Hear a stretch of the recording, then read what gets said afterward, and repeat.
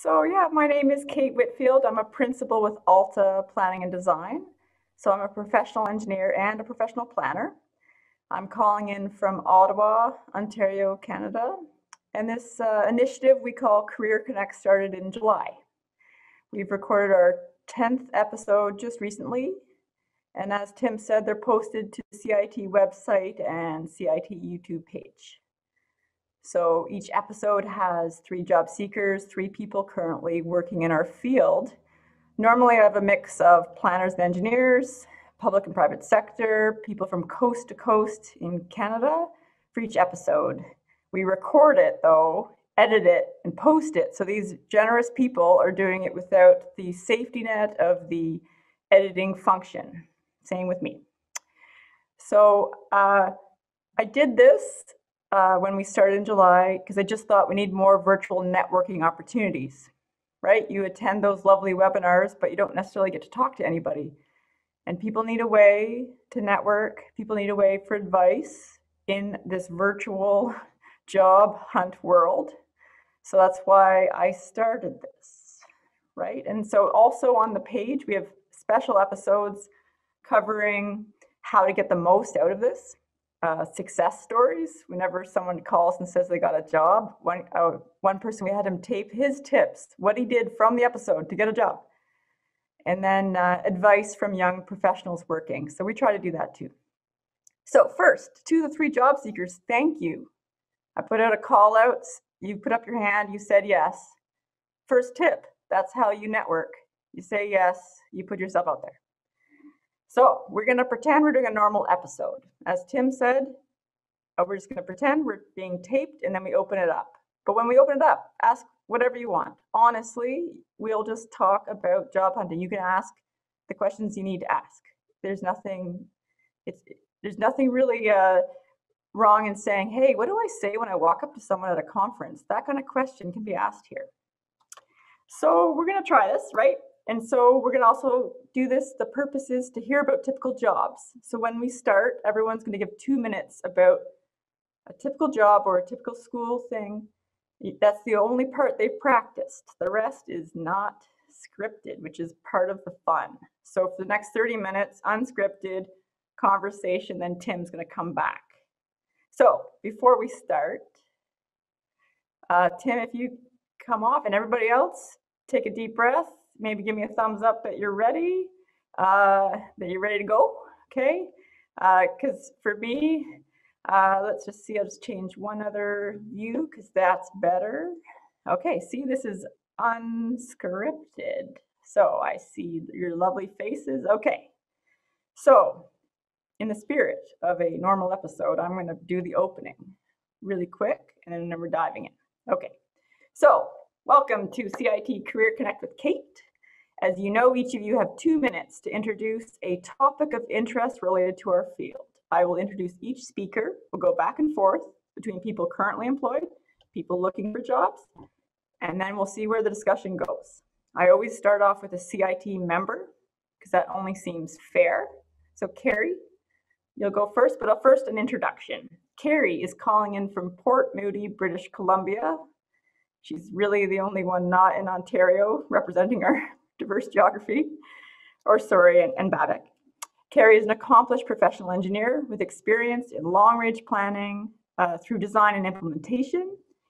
The other neat thing about Kari is we've never met. We met through this, which is another example of networking. And now I have a new friend and colleague through this initiative. So there you go, Kari, 2 minutes, and I mean it. I'll cut you off. Go. Okay, well, thank you, Kate. Thanks for the kind intro, and kudos to you for all your work that you put together in this. I think the job seekers and the industry really benefit from your efforts, so hooray. So an example of a cool project I worked on was while employed by the city of Calgary, and I was hired to work on what they call in Calgary area structure plans, can be called area plans or neighborhood plans in other Canadian provinces. And basically they're a planning document for an area that includes all of the infrastructure for the area. So land use planning, zoning types, transportation, infrastructure, utilities and all of the other infrastructure requirements. So both the plans and the policy for those. So we did a lot of planning for greenfield areas in the city of Calgary. One of the plans I worked on had an anticipated population of 32,000 people and 11,000 jobs were planned for the area as well. There was a multidisciplinary team working on the plan. Obviously, it covered multiple disciplines. So we had to have expertise from all of the areas. The transportation planning issues were complicated and really interesting. The area was challenging because it was bounded by freeway with basically three freeway interchanges, serving this large area destined for 32,000 people and 11,000 jobs. We also incorporated transit plan, a dedicated transit way as part of the plan. So there was a lot of work to determine cross sections and access connections and that type of thing. Notable that there were a lot of conflicting interests between planning objectives and transportation planning objectives. There was a lot of work, a lot of iteration, and a lot of communication. So takeaway from that, I would say what would be, for that kind of plan, be prepared to listen, communicate, expect some disagreements on how things should go, and allow the time to work out, how things should best suit all of the interests of all the parties. And thank you for that. I mean, what a great one to pick that covers so much of what we do. Conflicting interests, there's modeling, I heard transit, lots of things in there. So thank you very much. It's a perfect sort of start. So no pressure, Yashar, you're going next. You're our first job seeker. So a graduate research and teaching assistant with York University in Toronto, Ontario.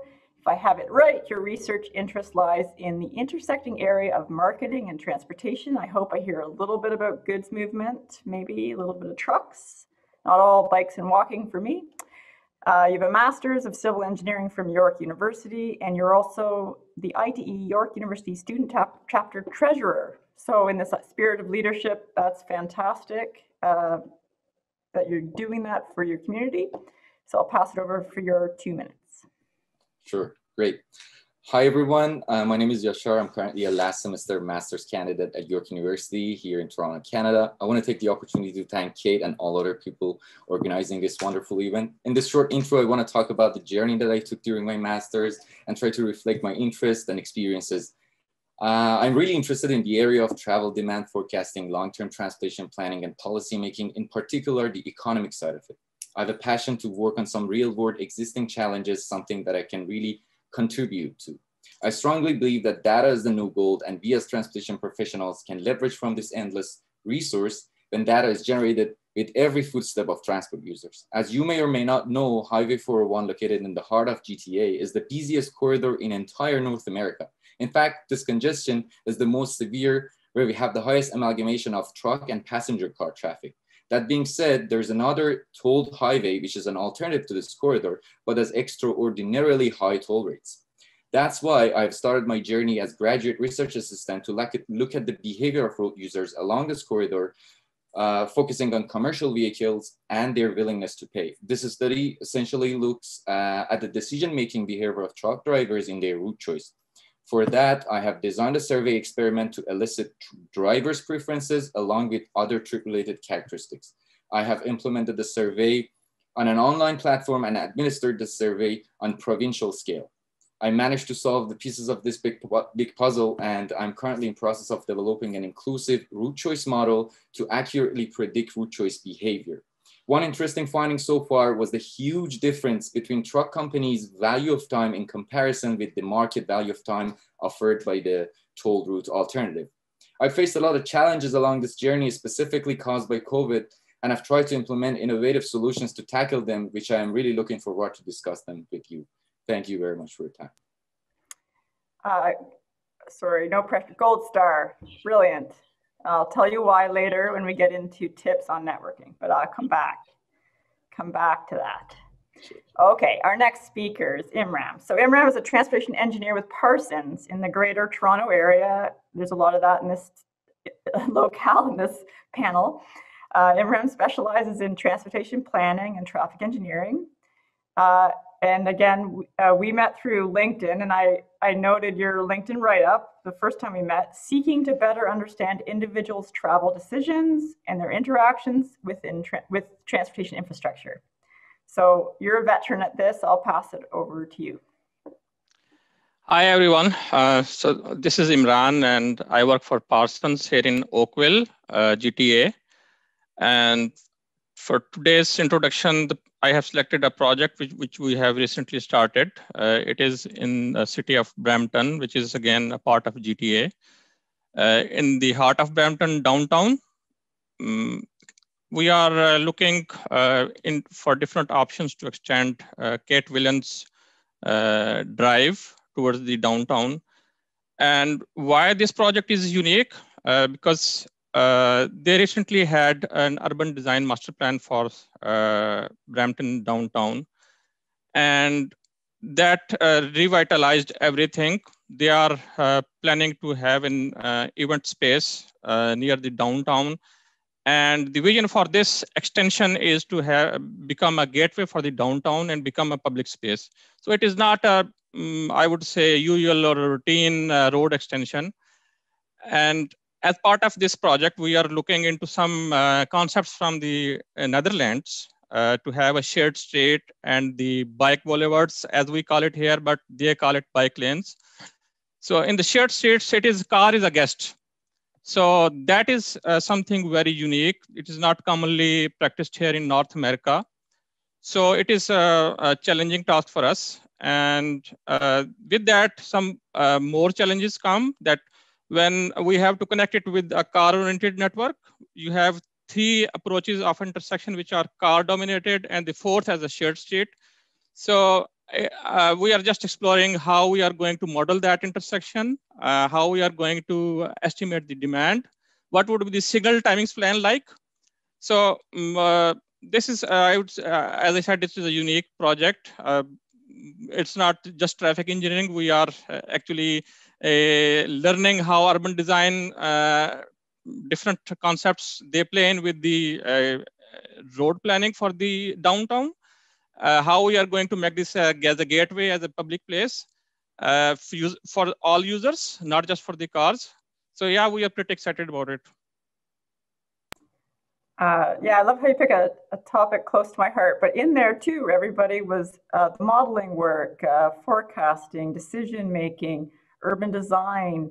And this is coming from like a transportation engineering group talking about all the human interactions. So what a fantastic project to describe there.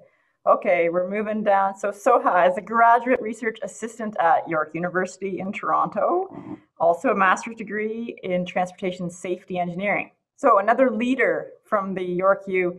Maybe I didn't notice that when I picked who was doing it, but that is totally fine with me because I think you're all awesome. So I'll pass it over to you, and your 2 minutes starts now. Hello, good afternoon, everyone. My name is Soha Saiyed, and I'll be graduating from York University soon with a degree in transportation engineering. And my research is focused on freight transportation. We all know that freight transportation plays an important role in economic development of a nation. And an estimate showed that around 63% of the total goods that move between Canada and USA passes through Greater Toronto area. So my study area is in Greater Toronto area, and we have selected two major arterials which connect these highways which leads to USA and the major freight generator in Toronto, like Toronto Pearson Airport. And we have applied the managed lane tactics, which is also known as truck-friendly measure, on these 2 roadways to analyze if these tactics improve travel time for trucks. And for this, we used macro simulation and micro simulation approach. And the results showed that these tactics will surely improve travel time for truck and will also improve travel time for the passenger cars, like the other roadway users. And yeah, I would like to thank all of you, especially Kate, for considering me as one of the candidates for today's event.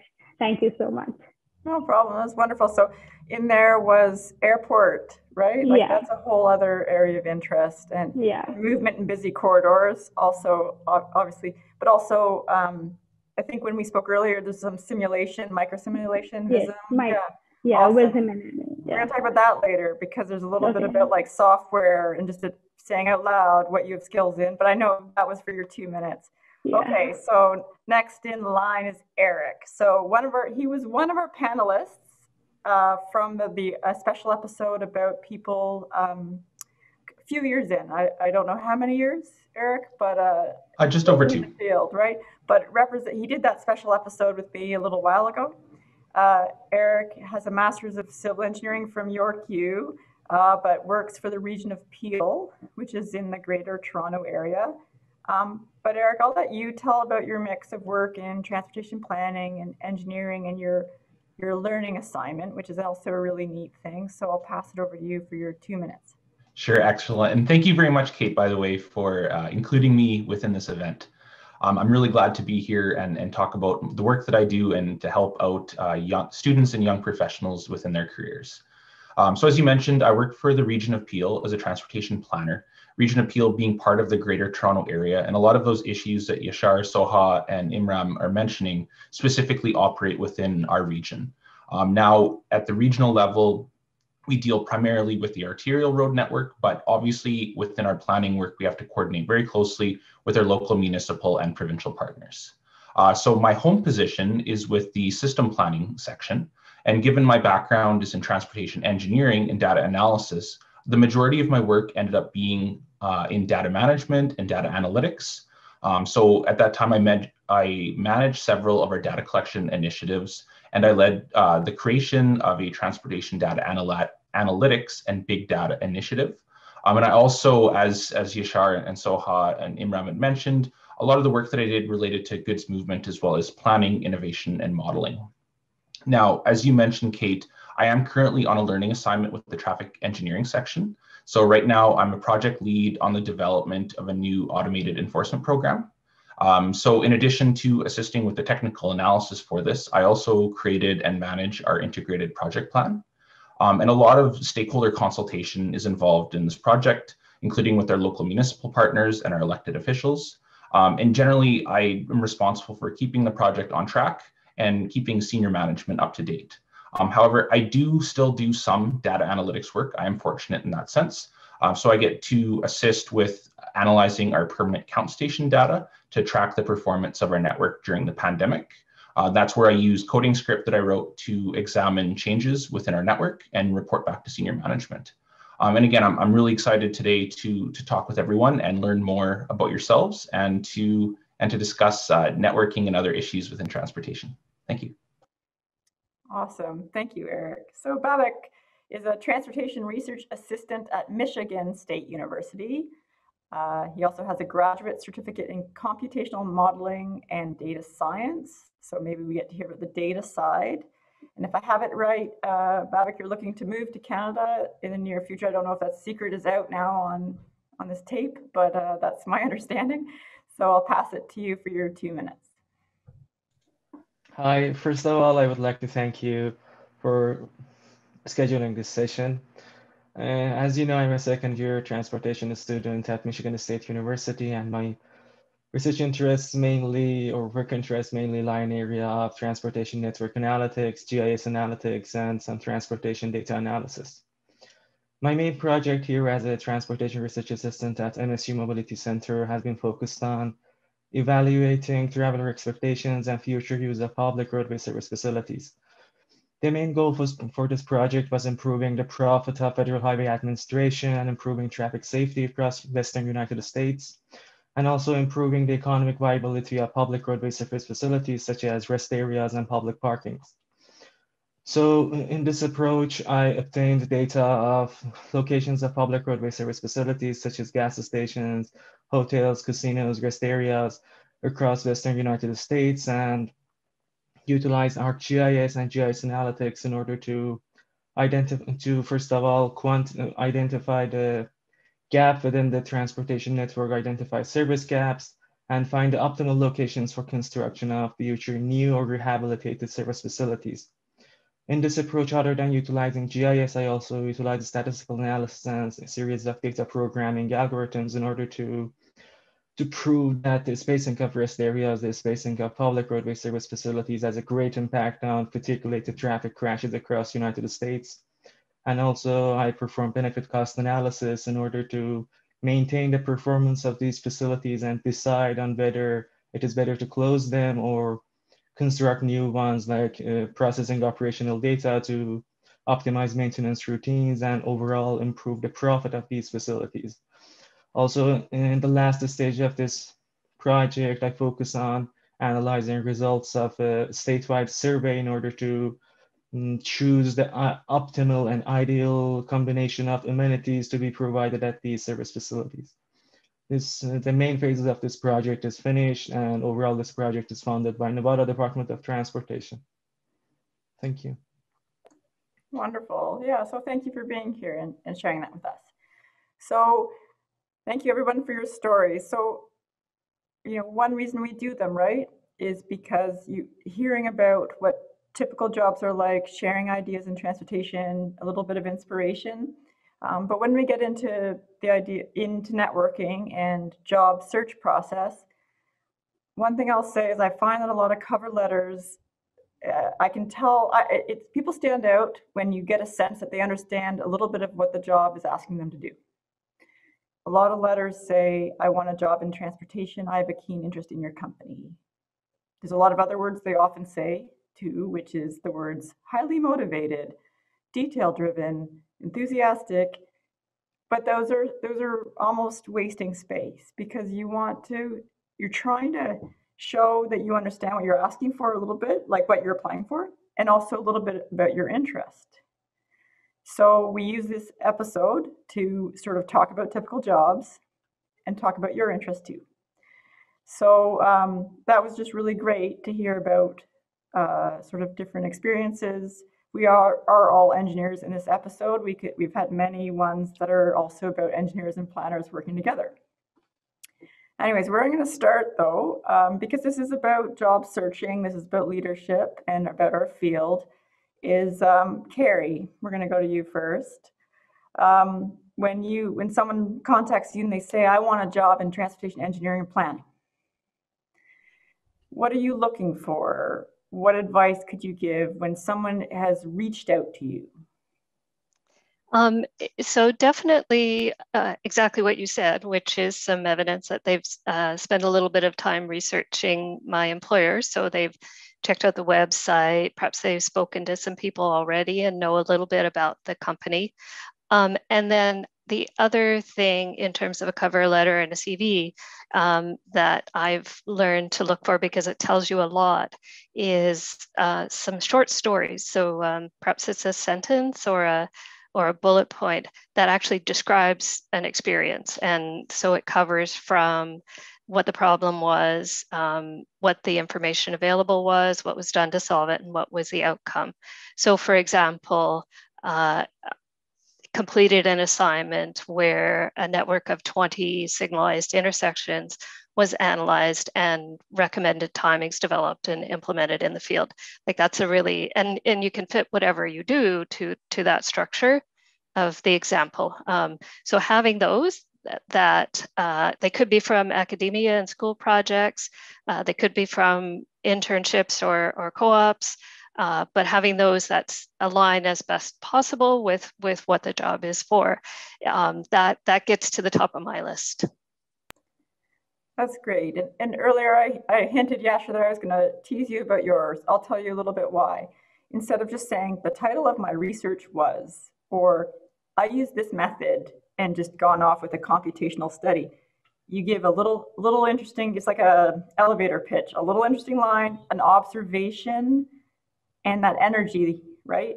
Because you only have so much time to grab someone's attention, and in a cover letter you have only so much space.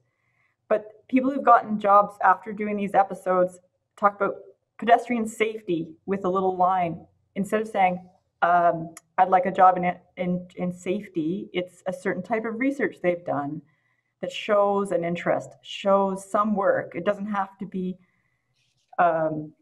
huge job experience. It's little evidence, because also it's your terminology is evidence that you know what a little bit of what you're talking about, and you had that kind of the right terms. Even Kari's example right there, you said counts or something, but it was like something specific that gave some evidence. So Yashar, do you have a question or a follow-up there? Yeah, actually, I wanted to talk on the point that you and also Kari raised about the cover letter. And it's actually a big question of mine, and I'm sure a big question of like a lot of people who are actually seeking jobs.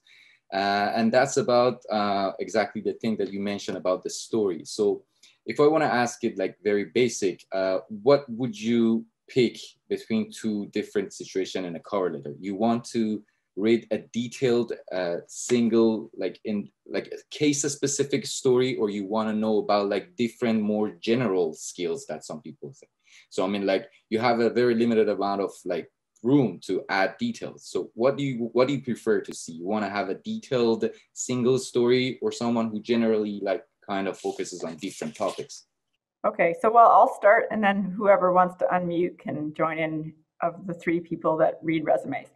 So you have limited space. So first, I've already said it, don't waste it first. Second, it's easy with my company, but if you don't sort of say walking and cycling or something, you just say, wow, you do amazing work, but I can tell you've never actually looked us up. You've also wasted space. A little, Kari's smiling. So you have a chance to have a little bit of school, a little bit of some of your research. You don't have to go super far, but just, I can also tell if someone can write by their letter, because I'll give you another one before someone unmutes. If someone uses the same sentence structure for every sentence, so the because, however, including, I can also tell that their written skills are not advanced, because they have no variety in how they write. So you do have to, I'm sorry, it's exhausting, but you have to put some effort into that letter, and you need someone to read it. You need to read it out loud and have no errors. So many have spelling errors in it.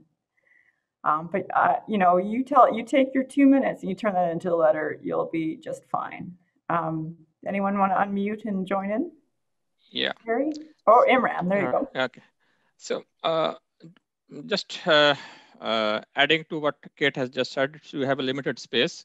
So I would say most of the things you have already said or communicated in your resume. So just use cover letter for something which is your highlight of the career or your experience. And doing that, I would say do some research about the company, and not just anything that you think it is important, but my experience has been, while talking to job seekers or people on the LinkedIn, somehow we don't really understand the profession here. Transportation engineering or the transportation planning is kind of overlapping domain for so many professions. Recently, I talked to a newcomer. He was very fine engineer back home, but he used to call himself as a traffic engineer there. But when I had a conversation with him, so kind of work they have been doing there, so that pertained to highway engineering here. So it is sometimes confusing. So I try to understand the profession, talk to few professionals, reach out to them on LinkedIn, have a conversation, and then craft your cover letter. And just 3-4 letters, 3-4 sentences about the type of work people are doing in which you are interested. So that's what I would like to add. Erik, do you have another tip there? Yeah, sorry. Go ahead, you want Erik. to go ahead? Sure.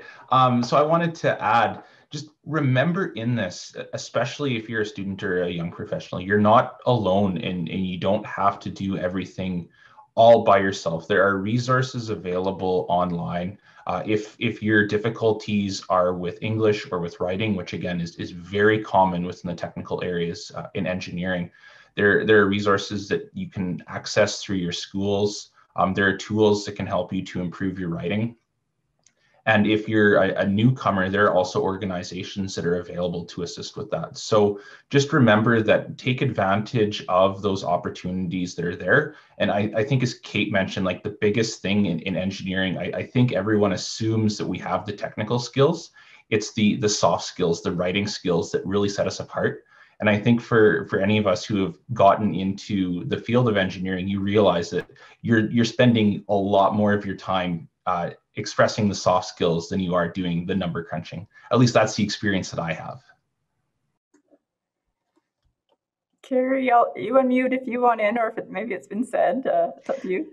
Yeah, just one small thing to add. I agree with everything that was said. And one other thing I would do with your covering letter, if you're replying to an actual job posting, take that job posting and analyze what's key, and then in your cover letter, point out in summary how you meet those requirements and can deliver on the job requirements.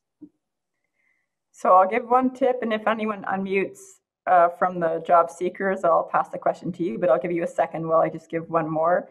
A recent person from the initiative that got a job, his tip was he finally changed his letter for each job. He realized it's exhausting, but it doesn't work if you just do one and shoot it out a million times and hope it sticks. It doesn't stick.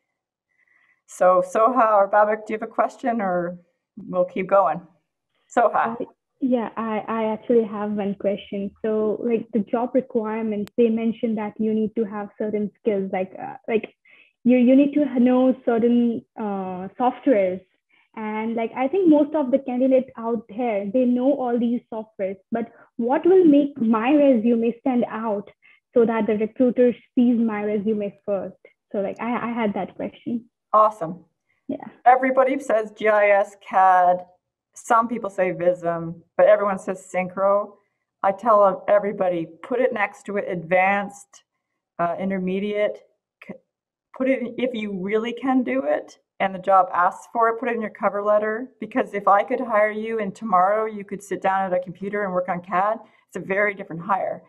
I say that though, it's not to discourage. Of course there's training, and everyone worries that there's no training. But I just mean, to answer your question, make it easy to see, right? Because too many people just list off every software, and I have no idea if you actually, because you could have taken a class, and that's very different than hiring you tomorrow. Erik, do you want to add to that? Yeah, Kate, and I think you said it earlier as well. Just don't send the same cover letter and resume for every application. I know sometimes you'll hear when you're looking to find a job, just apply for everything that you see. But I think the reality is you do need to put in some time, whether you have a template that you're building from, but including some of the values and the projects and specifics about these companies and these jobs that you're applying for. Take the time, because sending out a few good applications is going to be worth a lot more than sending out a default resume and cover letter that ultimately will just get filtered out every time. So I'll give a tip. We'll see if someone unmutes. The other one that happened recently is someone figured out that Vism was the thing that the company wanted. He saw the posting on LinkedIn, messaged somebody that had posted it saying, I have Vism. And I'm really simplifying the story, obviously, but that helped. So we still had to go through the normal recruiting and HR website, but that's sort of like following up and helping sort of elevate. We can come back to this about elevating sort of the networking side. But I saw Babak unmute, so I'd rather you ask a question. Yes, my question would be, other than technical skills, how can we make our soft skills stand out in our application? So I know mentioning something like strong communication skills, how can we show that just mentioning the word inside resume or cover letter, is that enough? I'll let others unmute. Honestly, I think I can tell if you do. You don't have to tell me. And the other part is we're very small, and most people I meet before a job, it could even be a year or two. Like we just meet through something, and then later, right? So I'll know, but if we haven't met before, you can usually tell. So I wouldn't really waste space saying it. Also, if you're the IDE vice president, York University chapter vice president or something like that, also there's little hints in other places about your communication skills. But I don't know if that answers your question, but Imram's going to jump in. What are you going to offer? So I would say we cannot really demonstrate or communicate within a resume that we have a communication skill. So the best way to show that you have a communication skill actually to communicate, and the medium to communicate is your resume and your cover letter. So if you have really well-written resume, well laid out sentences, and you are telling them that, okay, I can write things, I have a good cover letter. So there you go. You don't have to actually go and somehow physically show them that you have a communication skill.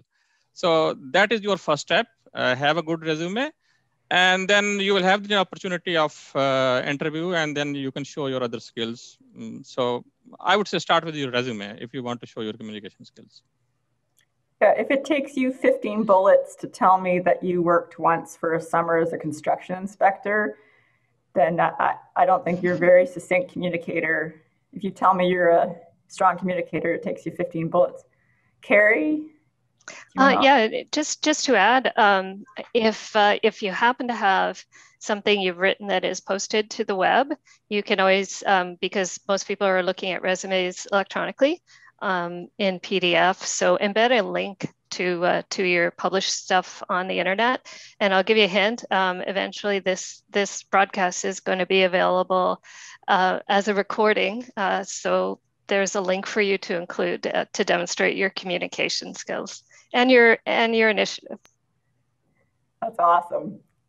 Erik. Yeah, I just wanted to add, so with our technical skills, often an interviewer will verify those in the interview process itself, ask you a few questions about the software. And same with your presentation skills, your communication, but your writing skills, as Imram noted, that's in the resume and in your cover letter. I know I reviewed a cover letter that once they said that they were an excellent communicator, but communicator was spelt wrong.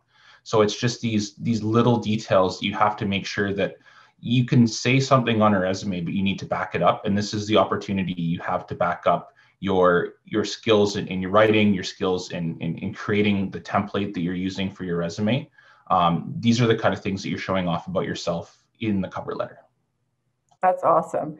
And the number of times I see spelling errors and grammatical errors in LinkedIn posts where people are asking, I need a job, slow down. Like, I know it's hard.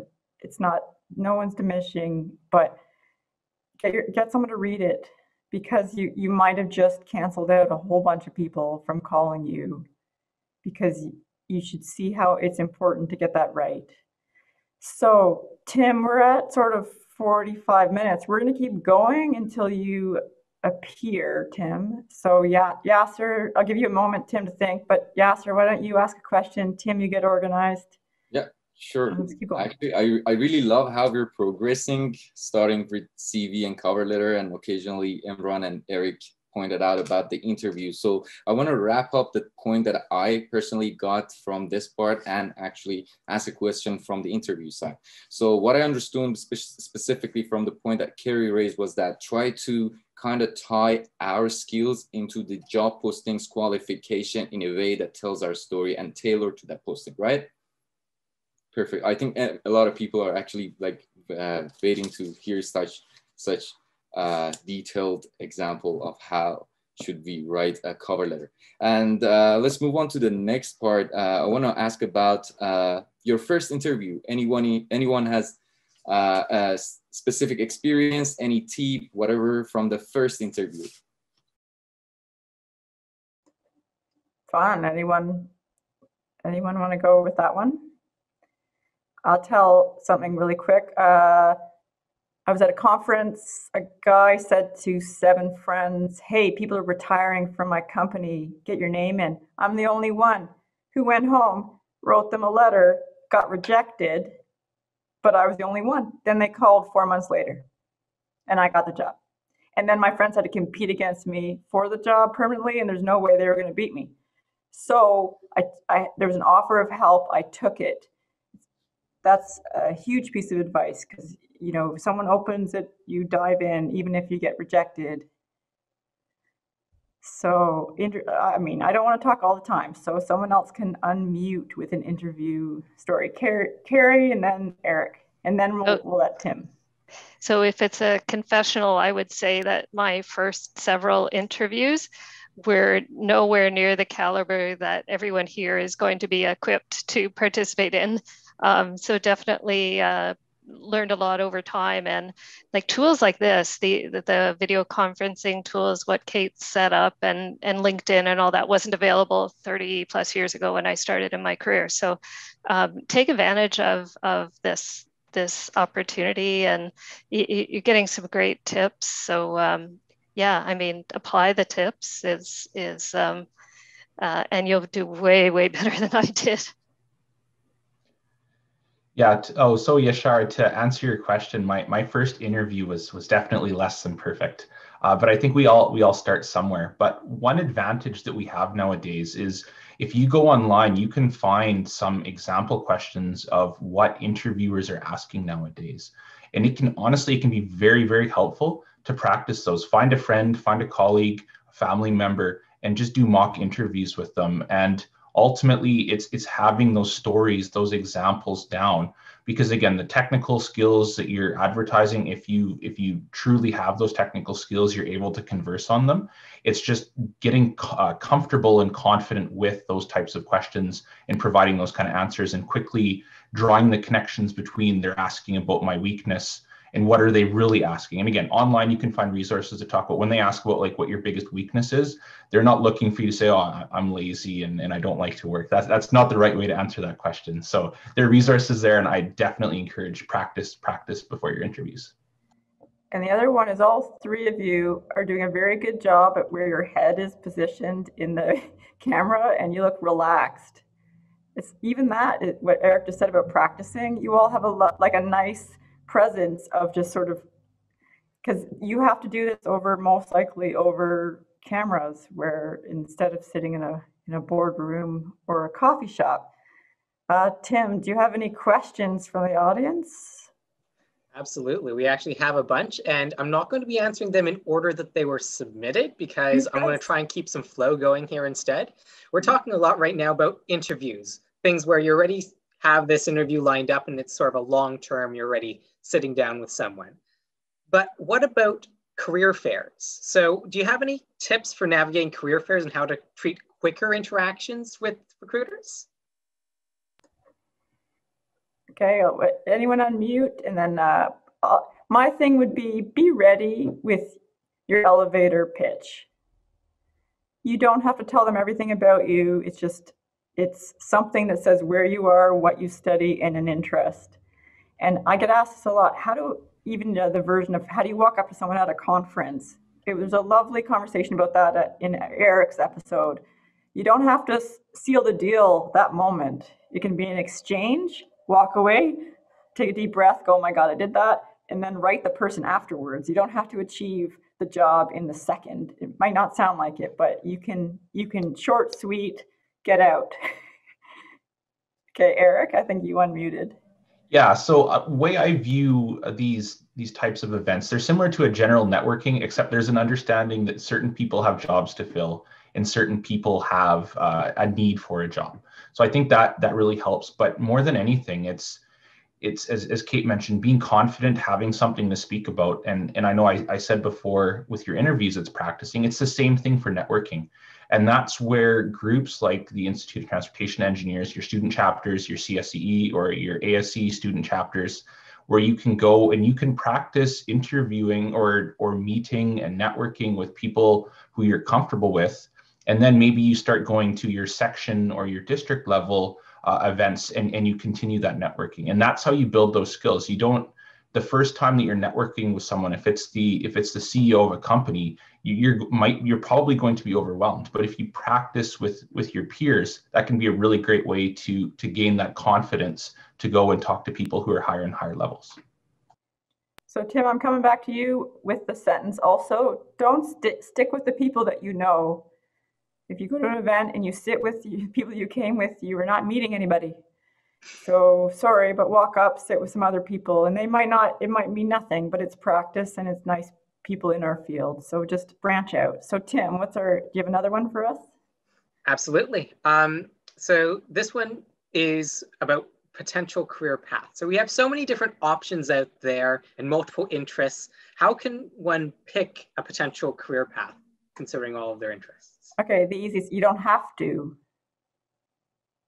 Sorry, but I started doing road and sewer, CA, pipes, that's where I got a job. And then I found what I loved, which was active transportation. It doesn't have to be, sorry, but it doesn't have to be so serious. But what I will say is you start to figure out yourself if you are more of a sitting behind a computer all day, if you want to be out in front of people, maybe that kind of stuff is like, if you like the public sector, private sector, I think it's more like the nature of the work, but someone else can correct me if you want, Kari, Erik, Imram, or anybody, but what would you add? Imram? Yeah, so I perfectly agree. Don't be, so overthinking about what is your career path, right? You pass out from your school. I give you my example. I started as a transportation planner, doing traffic impact studies or transportation impact studies all day and every time for a year or so, and then I got bored. So, but I knew I can do much more than just doing the traffic impact studies. So I tried to explore other options, what other things a traffic engineer or transportation planner should be doing. So now I am a traffic engineer, I am a transportation planner, I am a modeler itself. So now I'm enjoying my work. So it took me around 2 years to really decide which career path I should choose and then excel in that. So don't be really concerned about on the day first or right after school. Go in the field, see for yourself what things are out there and what is really going to work for you, and then decide. Take your time. Great. Yep. I actually have a question for Imran. Yeah, you raised a very good point in terms of like getting bored after a while doing something that is repetitive and like every day in and out, you do like the same thing. So I want to ask you, would you do the same? I mean, like choosing the same job if you go back? Because I mean, like, let me make myself clear.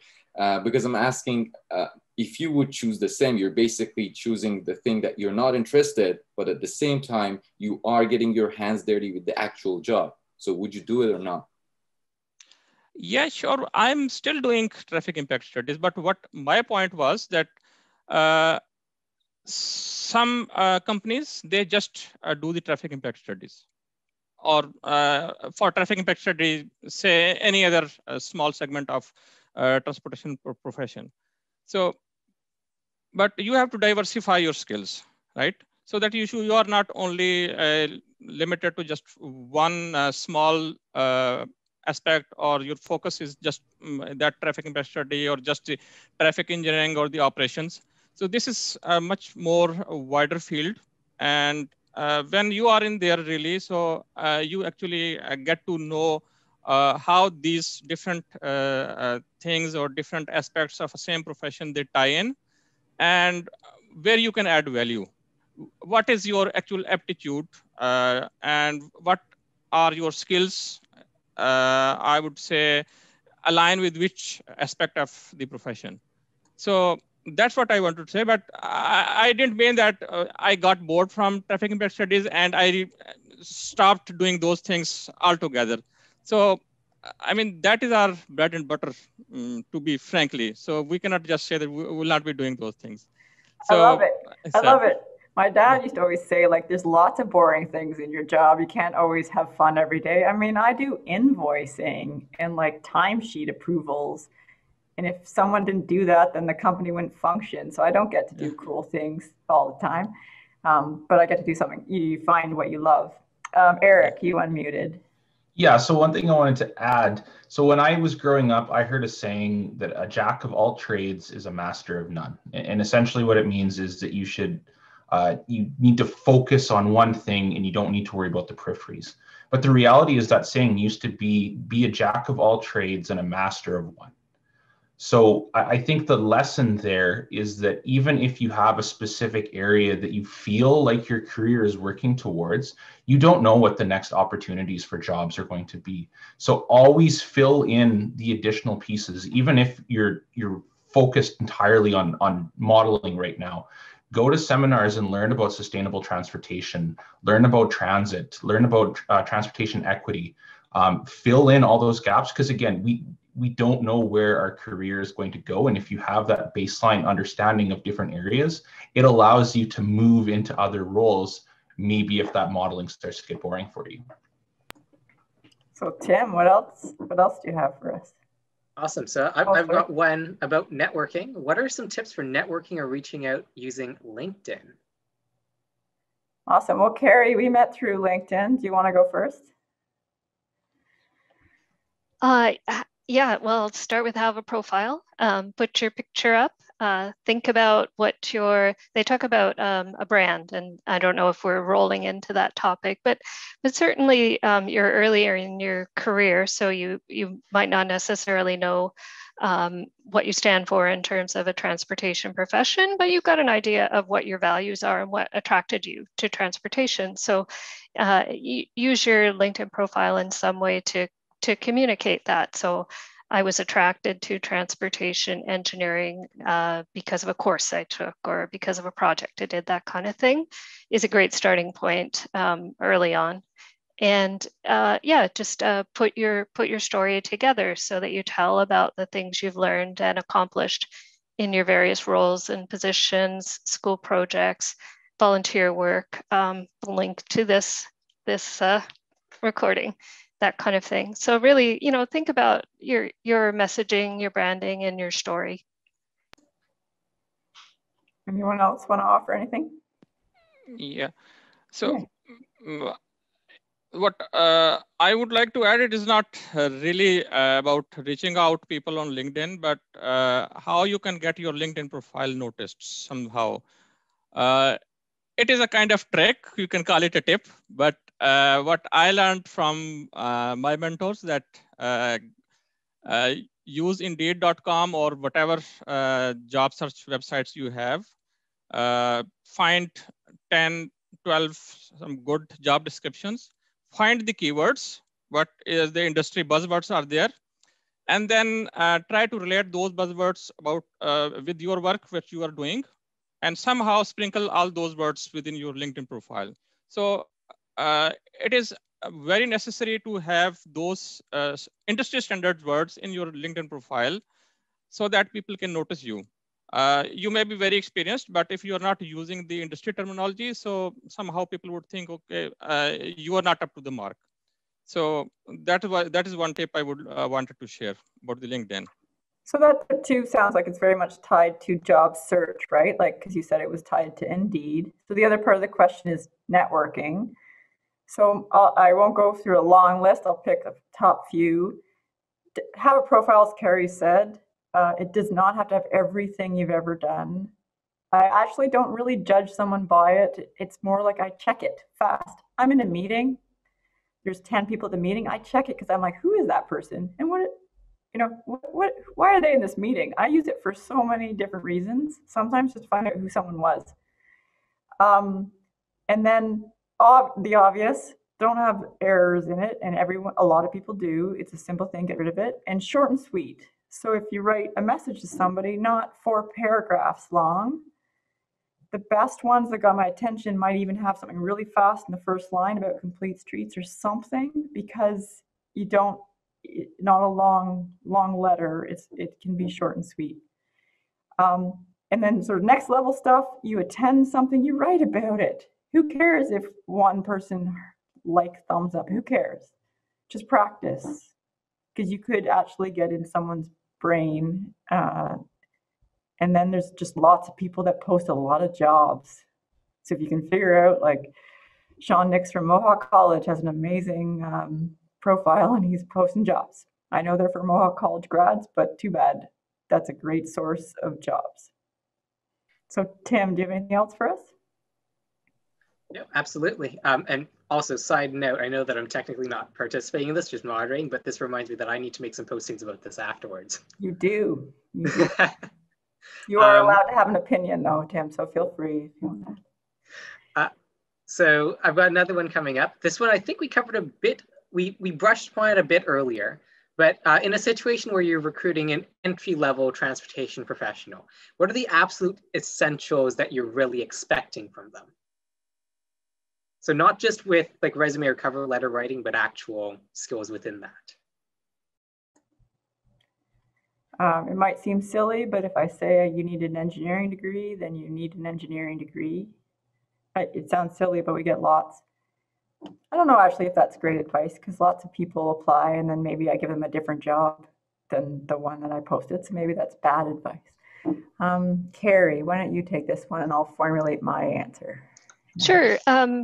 Yeah, I think like for fresh out of school, if there are positions where you can hire for people directly out of school, problem solving examples. So a demonstrated ability to work through and solve problems, demonstrated initiative. So again, the resume and cover letter and interview will have to show you that.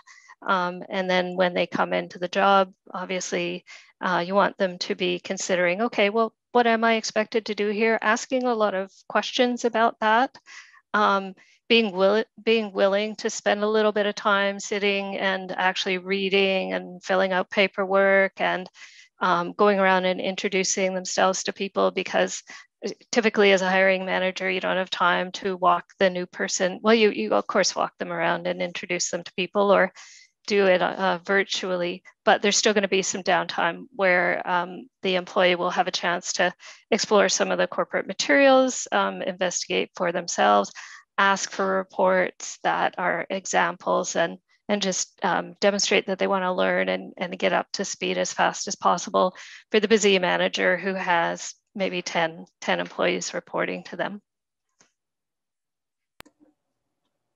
Maybe another one would be follow the directions on the application. So if it says cover letter, submit a cover letter for an entry, especially, an entry level.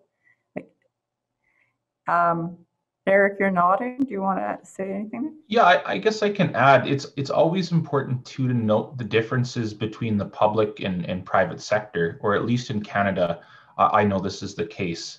So often in the private sector, more of that networking or those individual relationships that you form can be very helpful for getting the tips, because sometimes those jobs aren't even posted, or individual companies have the ability where if they meet you, they could hire you if they feel that they have a role. Where in the public sector, in government, it's a little bit different.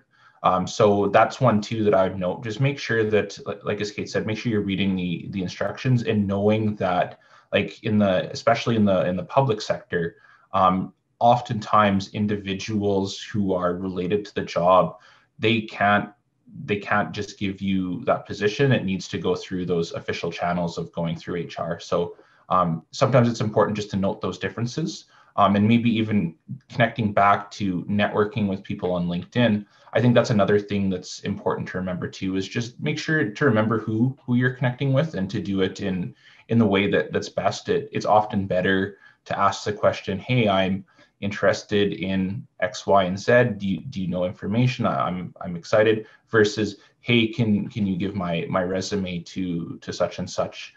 That often doesn't go as well, and it doesn't get someone as interested in you as well.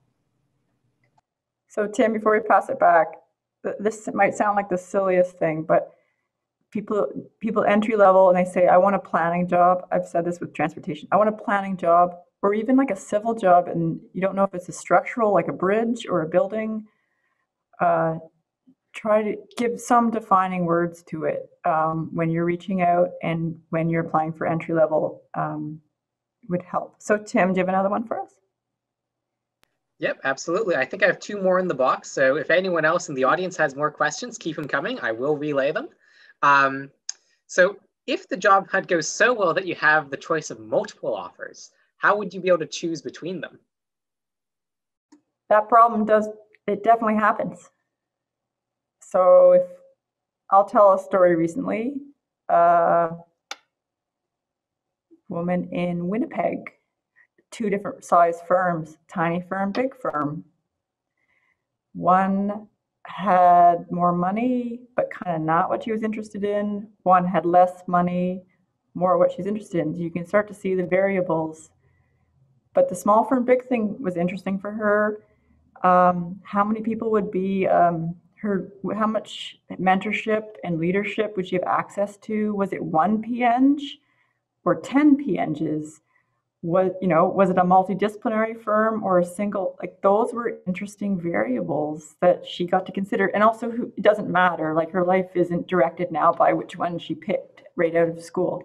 But those were interesting. Then other fun things: how many hours in the week is the job, and where is it? Out in a far industrial park, and you have to buy a car to get to that you can't afford. Little plug for what I do. Or a neat office building. But I love that problem for people to have to worry about. Kari? Yeah, definitely a good problem to have. A tricky thing to investigate, but if you can get a little bit of an understanding, and Kate was alluding to, I think, this with the specific tips, the corporate culture. So ideally, if you can actually speak to someone who's working in the organizations that are making you offers, and ask them some questions about what their day is like, ask them some questions about the website says this, what's it really like, that kind of thing.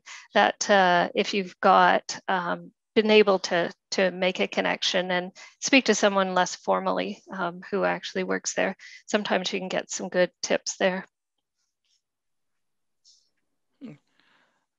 So I would like to add something about what Kate said and Kari said about the corporate culture. And again, it's not going to be easy to investigate or know about that thing. But somehow, if you can do that, there are 2 types of project management things or the cultures out there. One is the functional, and then other one is highly projectized. So the mentorship, like Kate was mentioning, if it is a functional organization, you have some functional head, you will get a lot of mentorship out there. So if you are at entry level, so I would say look for some company in which there are functional heads of the practice area, not very project oriented company. But if you are at intermediate stage or maybe at senior to intermediate stage, so I don't think it's going to matter because you are already there. But at an entry level, I would say go for an organization which is more strong functional practice areas rather than project managers, and you as a junior staff, you don't know who is your manager, who would be your mentor, who you will be looking to actually to learn things from. So I'm not sure people can really know these aspects of a company, but just in case you have an opportunity to talk to someone, so I would say investigate this aspect as well. Yashar, you have a question? Yep, actually, we're like progressing more and more. I assume that we got an interview, we're about to choose the job, and here I am with 2 questions. First of all, how would you manage and deal with the situation where you figure out that you might have some deficiency in doing some of the projects that you were assigned to? How would you deal with it? How do you manage the situation? And the second question is that, which is not really relevant to the first one, how flexible is your employer in terms of you being able to incorporate your creativities, new ideas into what you do? Okay, those are 2 different questions, but the first one, if I interpret it, you've got the job and you weren't so good at GIS as you might have implied, maybe? Okay, I mean, the dull answer is you have a probation period, my friend, and I can decide that it didn't work out. That's one option. 2 is, but the positive answer is You know, a good employee is asking questions, communicating, but at the same time, taking things on a bit, trying it, knowing when to ask questions. It is not failure, you're out. So I wouldn't really see it's a deficiency thing. At the same time, it's pretty obvious someone doesn't fit in your company if they start right off the hop. But there's lots of ways to have training and mentorship and everything. Erik, you have a quick answer to that one, and then we'll do the other one. But also, Tim's, the question box is rolling. There's a fun one about public sector interviews. So Erik, do you have a quick one to answer there? Yeah, so biggest thing, don't lie, because ultimately like that could poison the well at a particular company in the future. But the other thing, like this is similar to where you have two competing job offers. Also, a lot of companies have training opportunities. So if there's the opportunity to learn, or if there's online resources, I think most firms expect some level of training for their employees to get them, even if you're proficient in a certain software, different companies might use it differently. The second one I'm just going to take with a really fun, fast answer. Certain firms want people to be creative. That's what they seek out. Everybody wants innovation, but obviously some positions are much more called production. Here, do this, yeah, you give it back.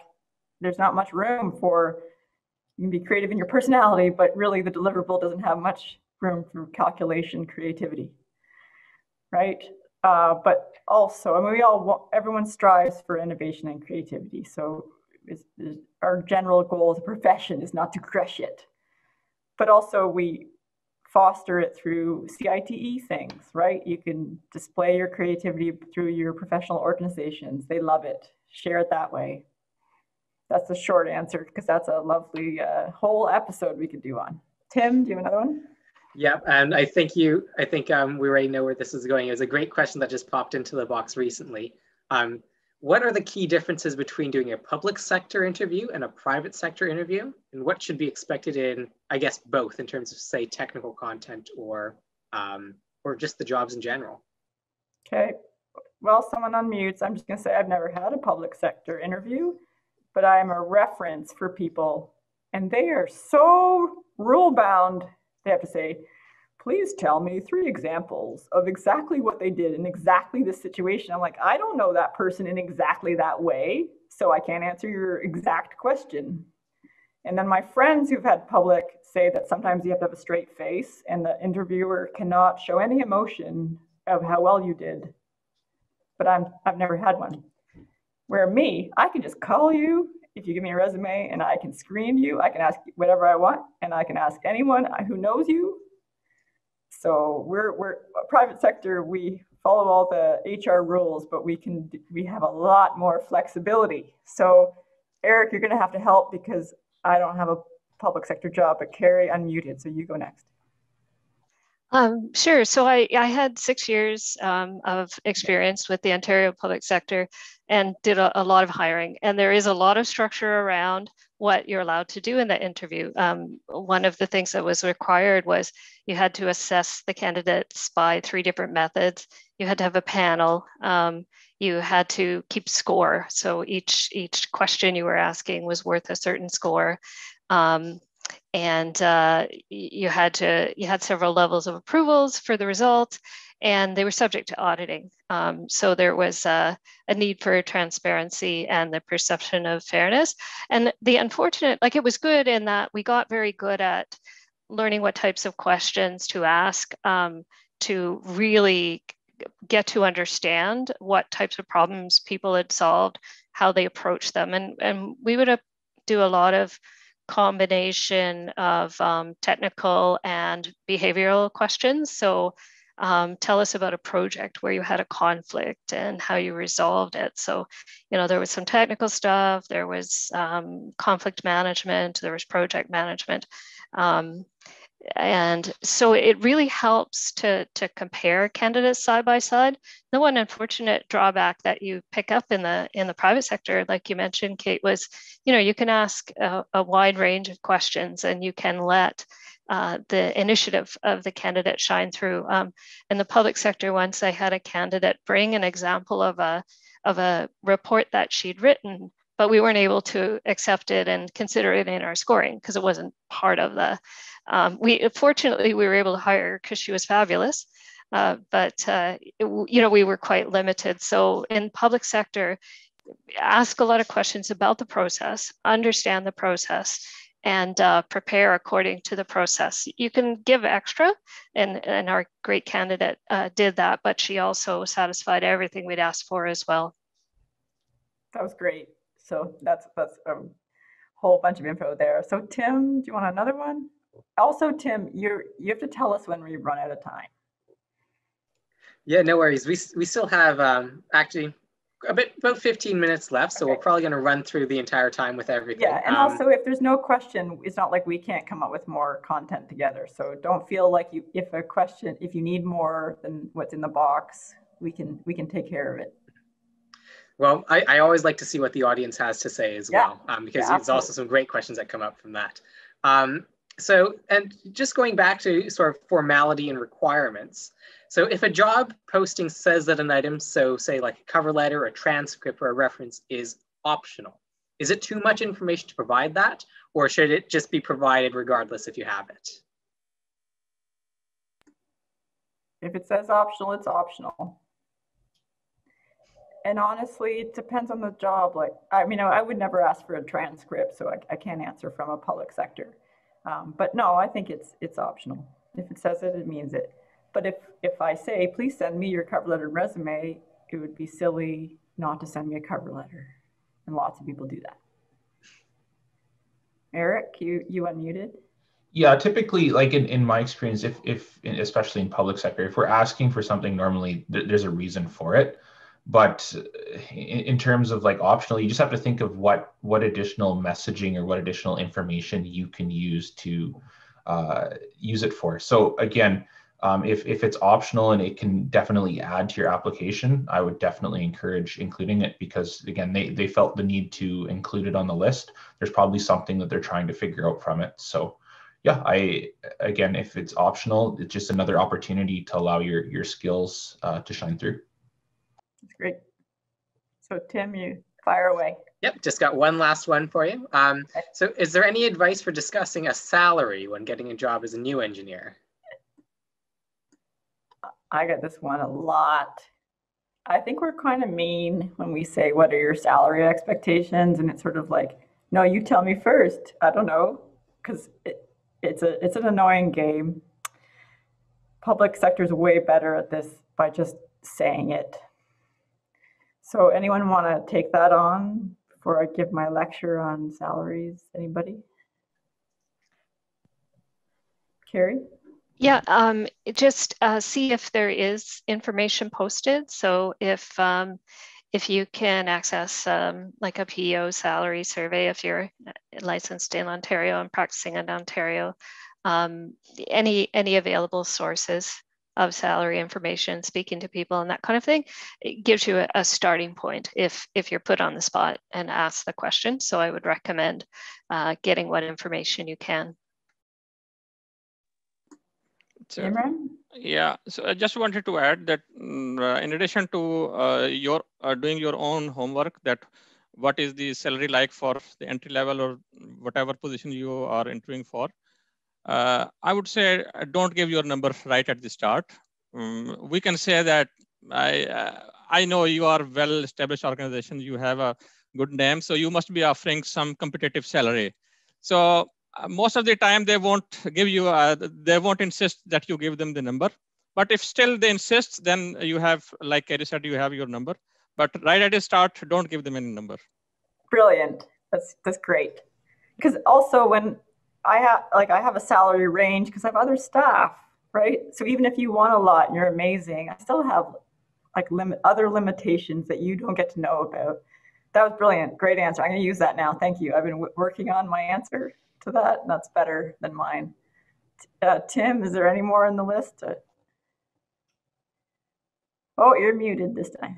That's it that I have in the box. Okay, we can make up the next couple of minutes. So for like Babak, yeah, I was just gonna say, you're up. Ask what you want. Yeah, I have a question. So what if I have a range of skills that are not required by the job that I'm applying to? For example, I'm applying to a role of transportation planning or a design engineer. Should I still keep skills such as data management or data analysis skills in my resume, or I should just delete them? My answer is yes in my sector, because I need you to be able to do a bunch of different things because we're tiny and we don't have enough work for someone to do synchro every day, all day, for instance. But also, if I decide, oh, maybe I don't want him from that job, I'll call him about the other one that I have. So I think it is better. Erik? Yeah, maybe I'll add to that, like including it can be really important. Like you want to highlight your skills, but don't bury what they're looking for with what you have. Like if someone's reviewing their resume, they should be able to look at it right away and know that you have the particular skills that they're looking for that position, with everything else being in there supplementary. Like it's important to showcase all that. Again, as Kate mentioned, there might be other positions available, but just also remember they need to know it's customized enough for the job that you're applying to. So we can use the theme to be how to get the most out of your organizations to help you get a job and memberships, because we owe it to ITE, CITE to do that as we wrap up, unless more questions come in. So an obvious, like even just saying you're a member of CITE can just make your resume stronger. If you are actually an EIT, put it next to your name, please. Or if you're eligible to be an EIT, that's nice. Sorry, EIT in Canada, but we can extrapolate that to other places in the world, right? But organizations, right? So membership through student groups, that's one level. Next one is the ITE or CITE Transportation Talk newsletter. Wow, what a great way to find some people that maybe you should network with. Or a seminar, a webinar that their ITE is putting on to meet the, message the speaker, say thank you afterwards. Committees, task force. So Erik I met Erik as he was presenting maybe at an ITE event, and that's how I remember him, because I was like, hey, he was the organizer. So Erik, give your favorite get the most out of your organization tip. Yeah, sure. Like honestly, when I've given advice to students and young professionals, especially students, you can almost include those extracurriculars as another class. And again, it's really hard to tell students, and I know how busy you are with everything you're doing. But if you do really want to maximize your chances of getting a job, your grades, and when you complete your degree, you have the piece of paper that everyone else has. What makes you different is everything else. And that's where getting involved in organizations like ITE, I know they're always looking for, in the student chapters, different leadership roles to be filled that can provide you an in. And even if you don't have that ability to volunteer for one of those roles, especially right now during the pandemic, most of these ITE events they're free, they're available online. So just, I would encourage people to network. Like it's just as important as your studies, if you want to end up with a career at the end of the day, to do the networking as it is to complete your degree. The degree is the checking the box. You need it oftentimes to get the job, but really it's the networking and getting out there that will get you known within the industry. A common question in these episodes is Canadian experience. And most panelists answer CIT as an organization, TAC as an organization, could be your licensing body, anything, as a way of just building that up. Kari, Imram, do you have any on those topics?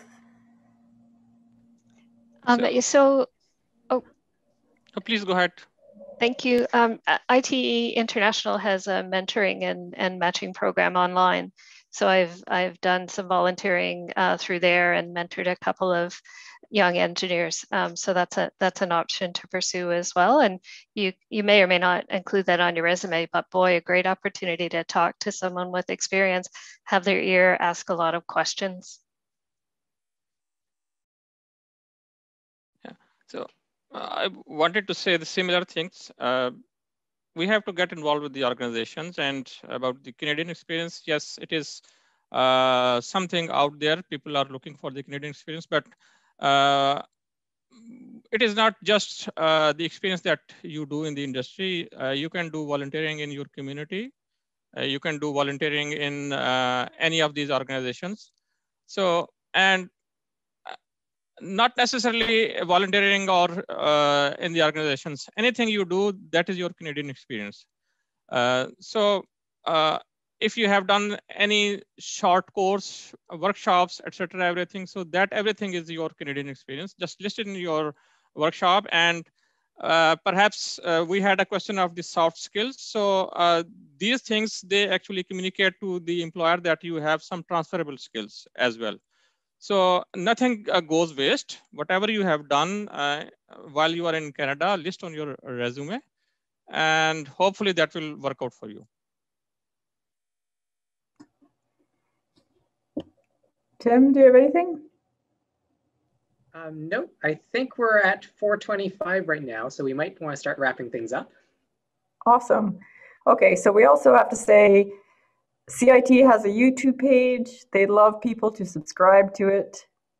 They're posting these episodes, but also anything that CITE does, right? So different webinars, different talks. So that's a great way to get updates and follow along. And Tim, you had earlier mentioned the York U ITE chapter, also a great place for information. Yeah, so it's a great way of continuing the conversation. This summit, right, is a great way. The people that you meet here, either employers or colleagues, clients, right? You are each other's clients in the future. So networking is amazingly powerful for your job now, but for everything you do, right? So you can just treat an interaction sincerely, right? It might not mean anything tomorrow, but it's quite a wonderful thing to help in your career and in your development. So I'm going to go, actually, Erik, one last closing thing, and then I'm going to go Erik, Kari, Imram, just one tip you wish you got out. Yeah, I guess I'll just re-stress a previous tip. Get involved with ITE if you're not already involved, and there's lots of other organizations. Kate mentioned like local planning or engineering organizations, because in addition to meeting the people who you're going to be working with for the rest of your career, because ultimately we are a pretty small industry in some regards, it can help shape your career. It can help, you can learn about new job opportunities that you didn't know that exist, and learn about lots of different ways to continue your learning, oftentimes even for free. So networking doesn't always have to be about making your pitch. So you can attend networking events and just ask questions and introduce yourself, and use it as an information gathering exercise, especially if you're just starting and you're a little bit nervous. That's a great way to start, to just ask people to tell you what they do and tell you about their day. So I would say job search is a full-time job. So don't approach it half-heartedly. Keep track of everything. Who did you contact? And for what did you reach out to them? What was their contact details? And for the job search, I would say focus on the smaller companies, because they don't have that red tape. Their decision-making is very easy. So if you have clicked to someone, perhaps employing you would be very easier and quicker. But if you are targeting the bigger companies where they have multiple tiers of decision making, so things take time, and then they have different priorities. So if you are at the start of the career, focus the smaller companies, and yeah, that is my tip, I would say. Wonderful. So Tim, you get to take up the rest of the time and close us out. Awesome. Thank you very much, Kate. So we hope that you enjoyed today's Career Connect session. If you'd like to see more sessions, you can find the full listing and description by scanning the little dinosaur QR code on this slide. You can also visit the website directly at cite7.org/career-connect-with-Kate, or look up the Career Connect series on YouTube on the CITE YouTube channel as well. With that, I'd like to say a great big thank you to all of our presenters today. A big thank you to our host, Kate Whitfield. And of course, a thank you to everyone who came out and asked questions. Thank you to all of our participants. So with that, I think I'll close it off and say, thanks for joining and participating, and enjoy the rest of the summit. Take care.